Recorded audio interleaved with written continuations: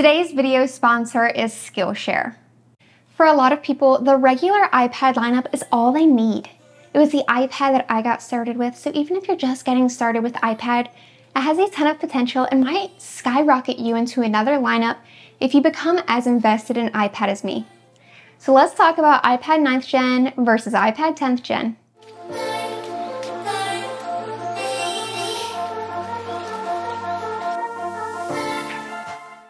Both iPads are actually remaining in the lineup, so you're still able to purchase the iPad 9th Gen brand new from Apple if you wanted to. Now, the iPad 10th Gen was newly announced from Apple in a press release. It features the A14 Bionic chip, has fun, vibrant colors, and a new accessory, the Magic Keyboard Folio, which is not compatible with any other model, including even the iPad Air and the iPad Pro.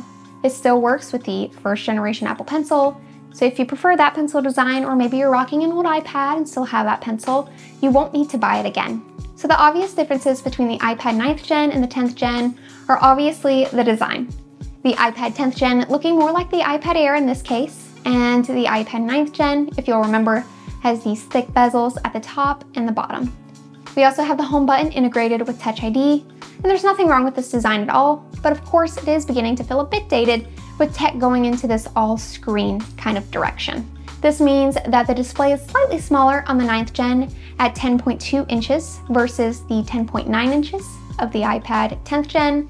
It doesn't seem a lot numerically, but comparing the two side by side, it does feel like quite the difference, and I do think this design looks a lot better in comparison due to the symmetrical bezels. You also have more color options with the iPad 10th Gen. In addition to silver, we now have yellow, blue, and pink, whereas the iPad 9th Gen has silver and space gray. Not sure how much that matters to you, but that is definitely something to keep in mind if you do like a bit of color, or just a lot of color in terms of how vibrant the iPad 10th Gen really is. Back camera is 8 megapixels on the 9th Gen and 12 megapixels on the 10th Gen, so you'll notice a bit of a sharper image on the 10th Gen if you take photos with your iPad. Same front camera though at 12 megapixels. The difference here lies in where the front camera is located. On the 10th Gen, it has been moved to the landscape position, which makes it superior for things like video calls and meetings. And you might find that you prefer the 10th Gen for that reason alone, since iPads for many people are their work from home devices, tablets that they use for school, and being able to connect in a way that can be important. Other hardware differences is that the iPad 10th Gen moved up to USB-C, which for me is a big pro in terms of cable management and the kinds of connections I use on a daily basis. The iPad 9th Gen uses Lightning.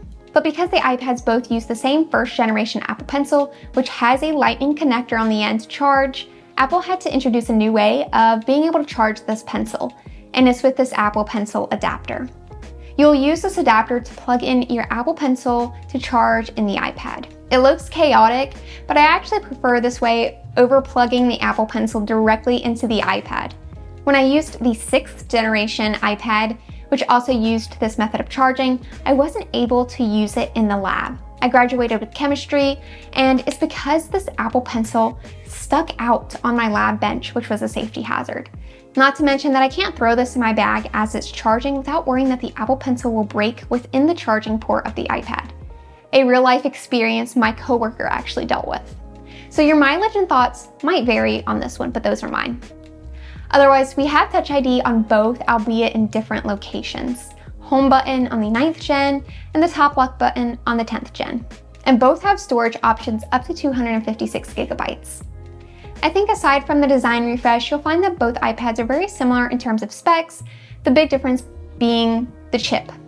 However, I will say that the A13 Bionic and the A14 Bionic are still both incredibly powerful chips in these iPads, and you won't have an issue taking notes, attending video calls, typing up papers, surfing the web, and so on either iPad. So what will the decision come down to? And well, for most people, it might be the price. Now, it might be a no-brainer to just go with the 10th Gen because it's newer, has a fresher and modern design, new accessory support if the price was either the same as the 9th Gen or up just a few margins, say 10, 30 bucks. However, the 10th Gen starts at $449 US, and the 9th Gen starts at $329.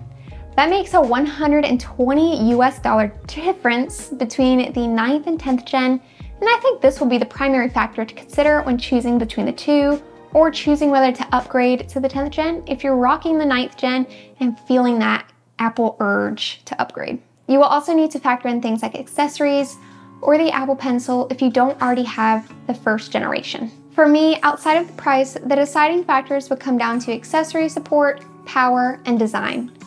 Personally, I love the design of the iPad 10th generation.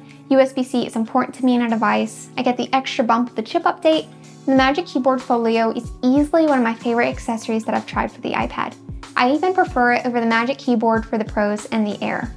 And it's miles better in comparison, at least to me, over the Smart Keyboard that is compatible with the iPad 9th gen. And the iPad 9th gen or the iPad 10th gen are great iPads to get started with digital illustration with something like Skillshare.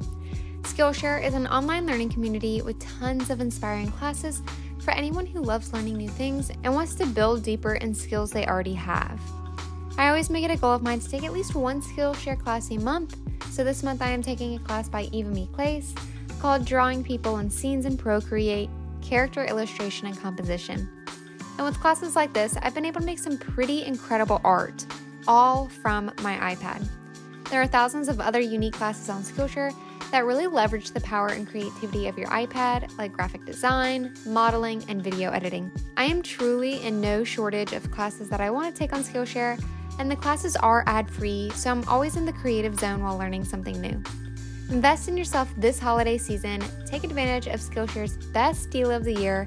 For a limited time only, use my link to get 50% off your Skillshare subscription.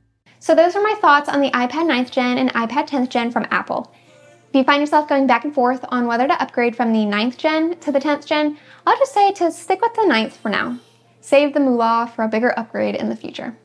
And if you don't already have an iPad and are considering these two models, well, I'll leave you with my thoughts to consider.